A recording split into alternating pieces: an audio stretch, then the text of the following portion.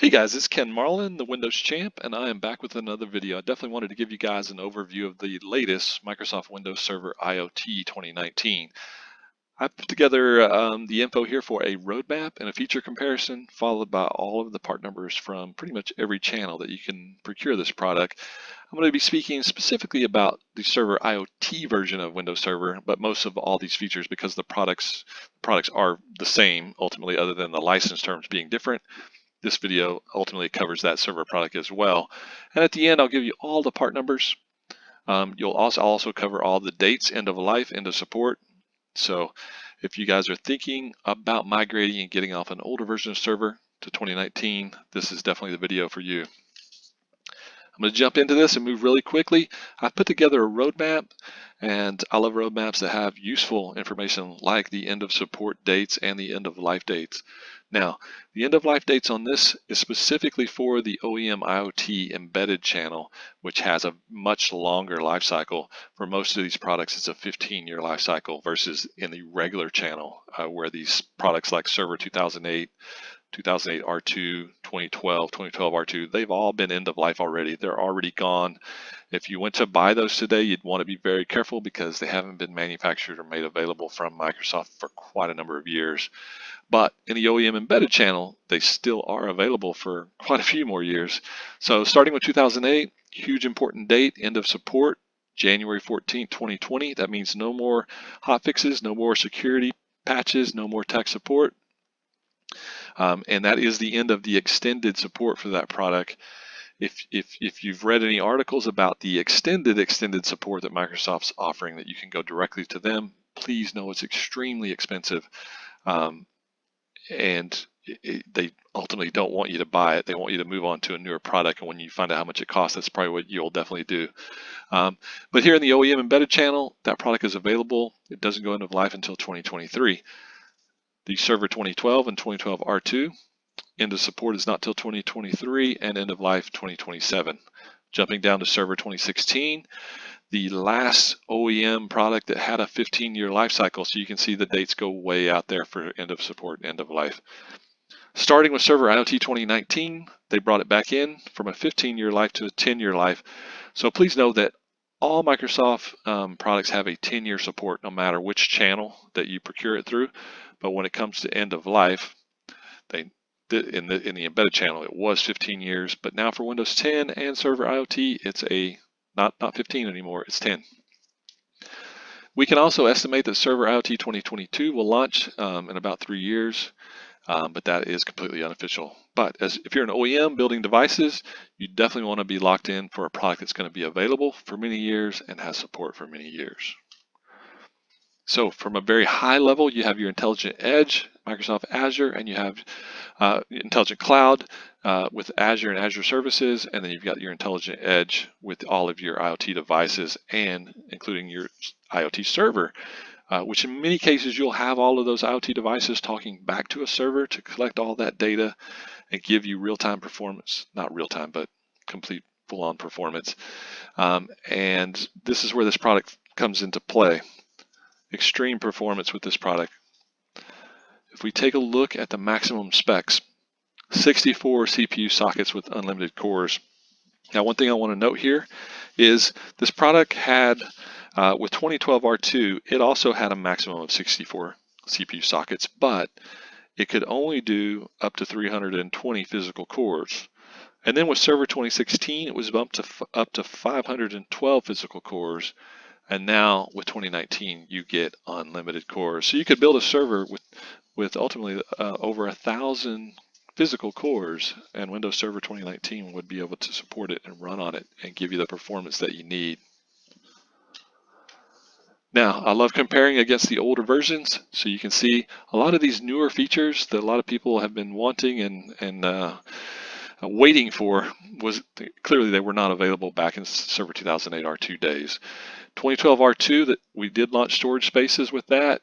2016, they improved upon it, and now 2019, 3 years of additional improvements. So when you see these features, ultimately Microsoft continues to improve them, tweak them, make them better.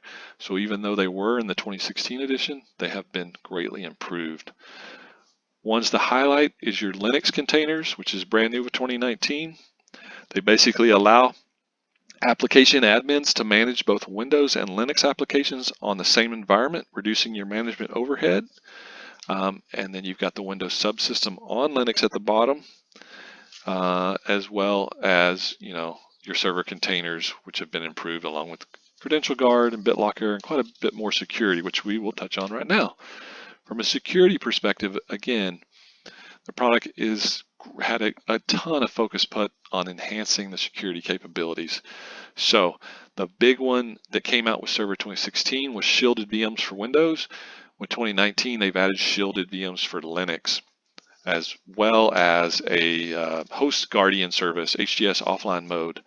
So real quickly on those, if someone got the administrator credentials and got access to the administrator account, or was an administrator on a server, they could typically in years past get access to the data that are on the VMs. Now with shielded VMs, you can prevent that. So even if someone has administrative rights, that doesn't give them the ability to get to the data on a shielded VM. And there was another situation where someone could copy off a VM and take it with them and then run it on another server and get access to it. That now has been fixed with the Host Guardian service, which basically prevents a shielded VM from running unless it's been verified that it's secure and in the right place. Keeps it from moving to a server that doesn't allow it. So jumping forward, let's talk about comparing IoT server with regular server. So clearly an IoT server is a fixed function appliance. It's a server that has an application installed on it, and that server is dedicated to it. Now it can't be a general use application like Exchange or SharePoint. It has to be something like software that controls all the lighting in a building, or software that controls the fire alarm or the sprinkler system, or it's got to be some kind of application that turns that server into a fixed function appliance. Where regular Windows Server is for general use. You can load anything you want on it. It can be Exchange, it can be SharePoint, it can be whatever you want on it. In the IoT space, we have some different SKUs, which we'll show you here in a second, as I'm going to cover some of the part numbers. And then very important, we have a new callus model, which allows you to basically remove the license terms that require client access licenses. So the server, if you build an appliance, you can get it in a callus option where no CALs are required. If you're interested in that, make sure and reach out to me. Now let's wrap this up with every single part number available in the channel, multiple channels for Windows Server. This here are all of your OEM IoT embedded parts for Server 2019. So a lot of options here, 16 core, 20 core, 24 core. You've got your essentials, your telco, your storage server, your callus, and then all your CAL options at the bottom. I hope to have a video in the future that I'll cover storage server, but now here are all your OEM IoT part numbers for Server IoT 2019. And then lastly, here are your OEM system builder, which is for general use. And then I'm also including the retail package part number, which typically you always avoid, but we were able to offer it as well. And lastly, your open volume channel. So these are your no level minimum quantity 5 requires end user option. And those are sold in 2-core license options with a 16-core minimum purchase, or a 16-core base and a 2-core add-on. Same for data center, 16-core. And you've got your CALs there. So if you're needing a Windows Server 2019 part number, I've given it to you. For pricing, reach out to us here at Arrow. I've got my email here.